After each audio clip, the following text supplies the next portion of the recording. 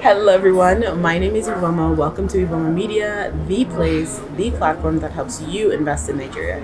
Today, I am talking to Sylvia Kanu. Hi guys.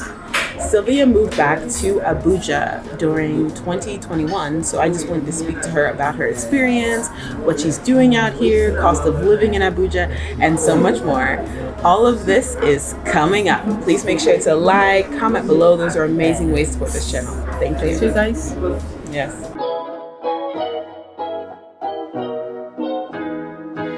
So Sylvia, what made you move to Nigeria It's a long or story. Abuja, Nigeria? Yeah, specifically Abuja. I'm very particular about that. But yeah, essentially, I've always had a soft spot for Abuja. Like I've been coming for quite a few times. I came with my mum quite a few times. I really liked Abuja. It showed me what Nigeria can be and what we can achieve. But also, it's been a long time coming. So I was actually living in France full time, and then lockdown came, and the way opened up basically for me to head Africa away. Okay. So I actually first went to Tanzania for 3 months, which was fantastic. It's a great place. So wait, when did you go to Tanzania? 2020 September. Okay. October, sorry, it was October. Okay. Yeah, 2020 October. I went from Paris to Tanzania. I just knew that I needed to get somewhere warm firstly. Yeah. And because of the lockdown, I just wanted to get out of the insanity of COVID. And I just thought, I need to be somewhere where they're not talking about it every minute. And Tanzania was that place. The amazing thing about Sylvia is that she started a business in Tanzania that she's also expanding to Nigeria. Yes. So while I was in Tanzania, I actually came across a few others from other countries as well. With one lady that I kind of clicked with, we became friends. We're from London as well, and we decided to start essentially a business which would be exporting like natural things. So things like sea moss, things like that. She started to use honey from Tanzania. So she had like a scar, and she used it to heal the scar. And she just saw how fantastic it was to use that honey. So we said, okay, so let's start a business where Exporting we can honey. export honey. That's amazing. Yeah, because honey is something that you can use, obviously to eat, but also you can use it topically as well. You can use it in your hair, and it's really, really good for healing, basically. So we decided to start that company and expand to other things along the way. That's amazing. Yeah, it's been really exciting because, to be honest, if I was, obviously I'm from London, I'm from the UK, I don't think that's something I would have gone into at this point in time. But being away kind of made everything wide open, including my imagination. So I was able to just say, okay, this is an opportunity. Let's seize it. Let's go. Yeah, it makes sense. So you went to Tanzania and then you Yeah. made your way to Nigeria. I did. I always knew that I would end up in Abuja. I knew. I didn't know when, but this was a perfect opportunity. So if you can think about lockdown and people having the time and the energy to basically see all of the range of choices in front of you, that's what lockdown did for me. And Africa was always on the cards, but it was always something that I knew I would do, but I never made any steps to actually make it reality. So when I was in Tanzania, I knew that I wanted to spend time there, but I didn't necessarily want to live there full time. As beautiful as the country is, it's not mine. And I feel like Nigeria is mine. So you've moved to Abuja. You live in Abuja full time though. Yeah, I live in Abuja full time. It's somewhere that I already know, so I was comfortable coming back here on my own. Also, it's like a soft landing. As far as Nigeria is concerned, in my opinion, it's a soft landing. Yeah. Lots of things are similar or the same as what I'm used to. And it's a slower pace for me, so it suited me as well. So yeah, Abuja's been fantastic. A lot of things also that I've seen here are opportunities as well. So I also started like a cosmetics, almost like a cosmetics line where we deal with chebe powder and cocoa oil, which is for hair growth, black hair growth. And it was something that I could easily do. Yeah, so I also have that. I'm looking at other businesses to go into as well. Okay. Yeah. How do you think about the cost of living in Abuja? I think for me, cost of living, in terms of accommodation, I find it's not the cheapest, depending on how you do it. I think it's more expensive than Lagos. I don't really know. Okay, that's true. Yeah, I don't really know about Lagos, but yeah, fair enough. I could even comparing to my apartment in Paris, Is this more expensive? It's comparable, but I had my own apartment. It's comparable? Yeah. And it included bills. I don't think it should be comparable. It shouldn't be, should it? It should be comparable. It shouldn't be. So in that sense, it's like it's not even just the place that you're staying in. There are amenities that are in other places I've lived. That I can say, okay, I'm in this area, but I've got this park or this museum that is just walking distance, and these things are enriching my life. So if I'm here and it's just the accommodation, and it's taking quite a lot of money, you don't have a choice. Firstly, I think a lot of it is. And then on top of that, like the fuel shortage, right? So the fuel prices are just through the roof right now. Right now, Abuja has no light. There's really no steady light in Abuja, like it was before. Yeah, a few months ago, probably about maybe 5 months ago actually, it was way better. Right? Way better. I can go days without. So people are constantly running their generator. Yes, constantly running their generator. Mine is probably like max 3 hours a day without light. But yeah, I know a lot of people are saying that in their area it's really been affected. I'm not sure if it's because of dry season. Look, I don't know. This is the capital. I'm sure in rainy season there'll be another excuse. Rainy season, like, oh, sorry, the rain, which actually makes more sense to me. Different rain, the wrong rain. The rain brought it down. Yeah, see guys? Case in point. Case in point. See? There's an issue. Backup generator. Yeah. So there's all these things that you have to pay for, right? Yeah, you have to factor in. You have to factor in. Yeah. Security, light, water, housing is more expensive. So how much would you say per month that people should be thinking about? Per month?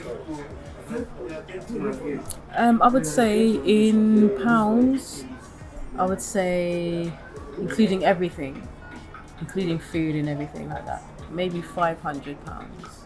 £500 a month. And that's if you go out once in a while and you're really disciplined and you do a lot of your own cooking.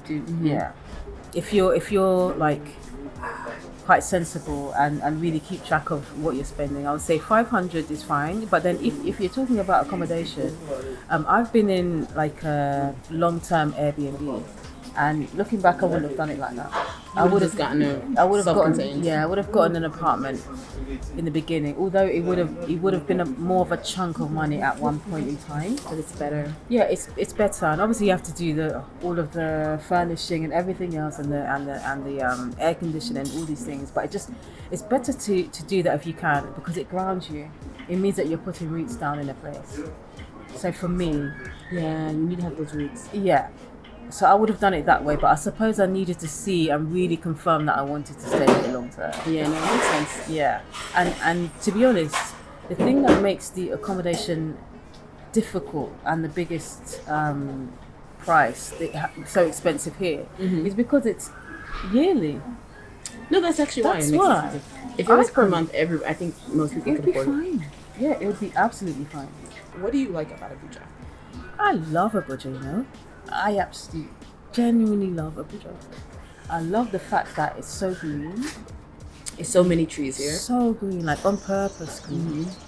It's on purpose. It's just really serene to me, and it's really laid back. Yeah, it doesn't impose itself on you, and I appreciate that about Abuja, definitely. And Sylvia and I went to Jabi Lakeside. Yeah. It's like so many people were walking and so active. Abuja is a very, very active place. I actually really like that about Abuja. Yeah, the Saturday culture, the fitness culture, skating. Yeah. I love that.